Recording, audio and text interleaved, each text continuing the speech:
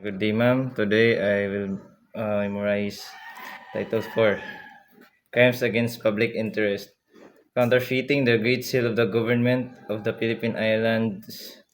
forging the signature or stamp of the Chief Executive, using forged signature or counterfeit seal or stamp, making and importing an utterance of mutilated coins. Mutilated of coins, importation and utterance of mutilated coins, selling of false or mutilated coin without connivance, forging treasury uh,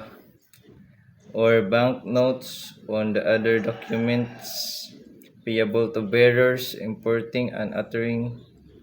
such false uh,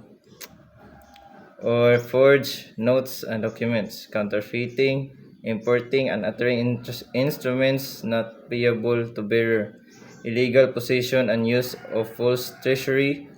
or banknotes uh, and other instrument of credit. How forgery is committed: falsification of legislative documents, falsification of public officer, employee, or notary or ecclesiastical minister,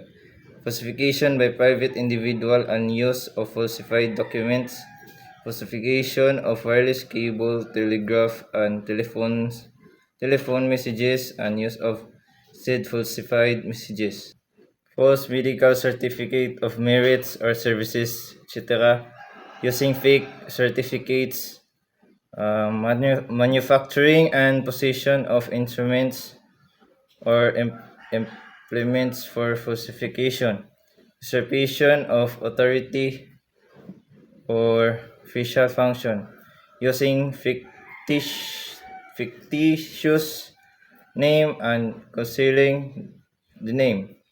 illegal use of uniforms or insignia, false testimony against a defendant, false testimony favorable to the defendants, false testimony in civil cases, false testimony in other cases, and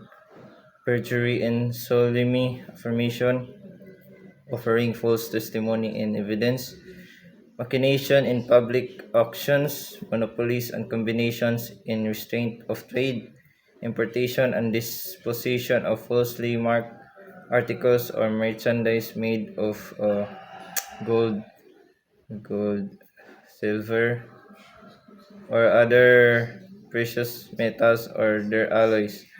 subsisting and altering trade names or service marks, unfair competition, fraudulent registration of trademarks, trade name or service mark, fraudulent designation of origin and falsification.